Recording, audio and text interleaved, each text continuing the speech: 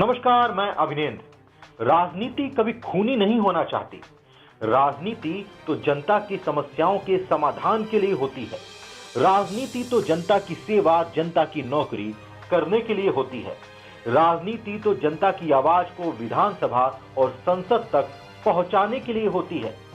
लेकिन ये राजनीति कब जनता की चीख से बेखबर हो जाती है, ये खुद राजनीति भी नहीं जानती। राजनीति में स्वार्थ, राजनीति में ताकत और ताकत से बनती राजनीति। ये राजनीति कितनी ऊपर चली गई है कि उसकी एक गलती से ना जाने कितने ऊपर चले जाते हैं।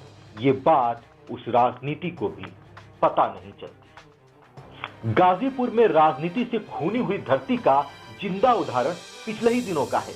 एक ने राजनीति के ताकत के नशे में चूर होकर खून की होली खेली, तो वहीं दूसरी तरफ राजनीति के स्वार्थ में अपनी जान गंवा चुके ने ना जाने कितनों की जान खतरे में डाल दी।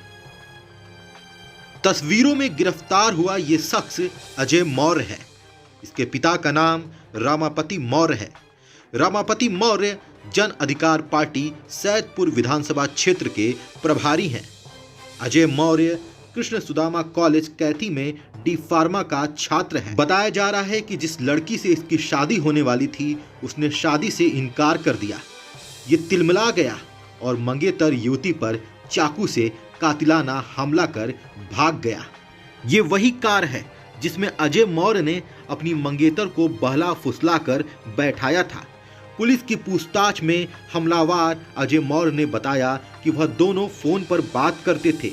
बातचीत के क्रम में उनके बीच खटास आ गई। वह युवती को सबक सिखाने का प्लान बना लिया। प्लान के मुताबिक सोमवार की सुबह युवती को अपने कॉलेज पहुंचने को कहा। युवती अपनी साइकिल से कॉलेज पहुंची।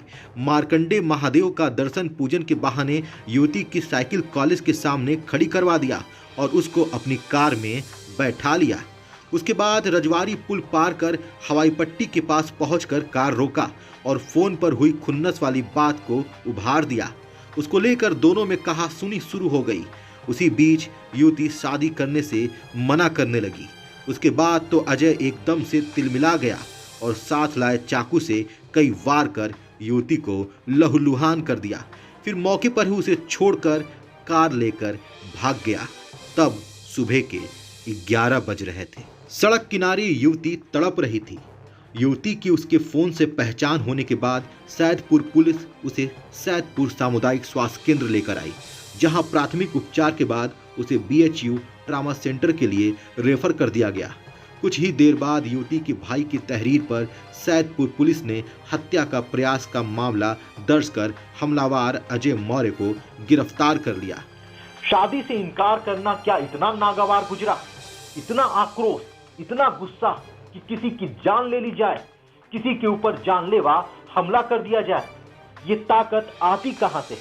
ये सोच आती कहां से है? ये सोच या तो मानसिक रूप से बीमार व्यक्ति के अंदर आ सकती है, या तो ताकत के नशे में चूर व्यक्ति के अंदर आ सकती है। बात ताकत की है तो गाजीपुर में ताकतवर जानवर सड़कों पर घूमकर उत्पात मचा रहे हैं। उन्हीं ताकतवर जानवरों में से एक जानवर मृत हो गया, जिसने ना जाने कितनों की जान खतरे में डाल दी।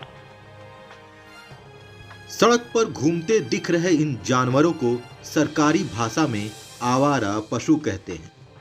ये जानवर ताकतवर तो हैं, लेकिन भूख इनको भी लगती है, सर्दी इनको भी लगती है, दर्द इन्हें भी होता है, मौत इनकी भी होती है। लेकिन ये जानवर अब इंसानों के लिए आफत बन गए हैं। खेतों में घुस जाते हैं, लोगों के दुकानों में घुस जाते हैं, रास्ते में चल रहे राहगीरों को घायल कर देते हैं। ये तस्वीरें गाजीपुर सदर अस्पताल की हैं, जहां पर घायलों की लंबी कतार लग गई है।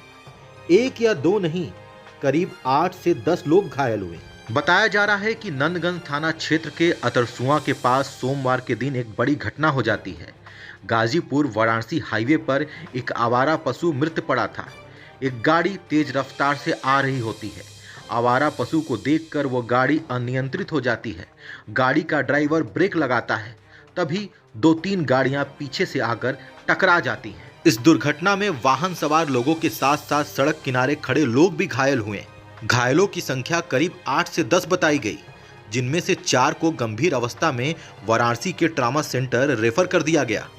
कि परिजनों ने बताया कि नंदगंज में एक सांड को बचाने में पीछे से गाड़ी वाले ने ब्रेक मारा, जिसकी वजह से उसके पीछे से 2-3 गाड़ियां आकर उसमें टकरा गईं, जिसमें से 7-8 मरीज जिला अस्पताल आए थे, जिनका प्राथमिक उपचार किया गया।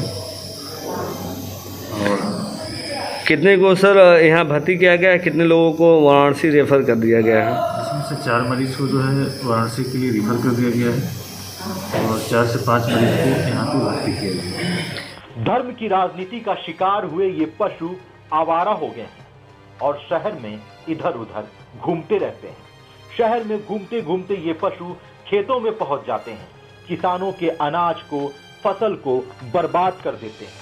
ये पशु हाईवे पर भी पहुंच जाते हैं और दुर्घटना का शिकार हो मृत हो जाते हैं। जब ये मृत हो जाते हैं तो इनको हटाने वाला भी कोई नहीं मिलता, ना कोई आंखें होती हैं, ना कोई सुरक्षा होती है और नतीजा लोगों की जान खतरे में चली जाती है। पिछले 5 सालों में इन पशुओं की जान बचाते बचाते कब इन्हें आवारा कर दिया गया, ये हमें 5 सालों में पता भी ना चल सका।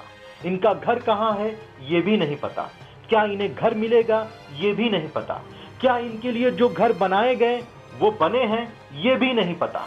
लेकिन हाँ, जिला अधिकारी महोदय ने कुछ बात जरूर बताई है।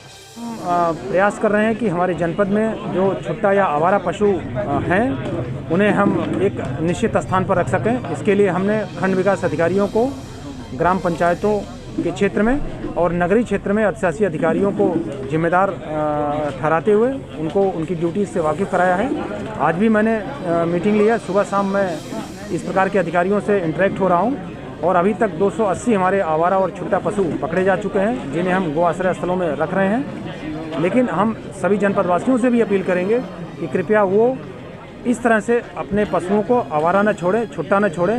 अमूमन देखा गया है कि बहुत सारे लोग ऐसे हैं जो शाम को गाय से दूध ले लेते हैं और फिर रात में छोड़ देते हैं। मेरे उनसे अपील है कि कृपया वो ऐसा न छोड़ें। अगर वो बार बार ऐसा करेंगे तो निश्चित रूप से हमें गायों को पकड़ना पड़ेगा और जो इस तरह से छुट्टा पशुओं को छोड़ देते हैं उनके खिलाफ भी हमें कानूनी कार्रवाई करनी पड़ेगी। विधानसभा चुनाव का आगाज हो चुका है।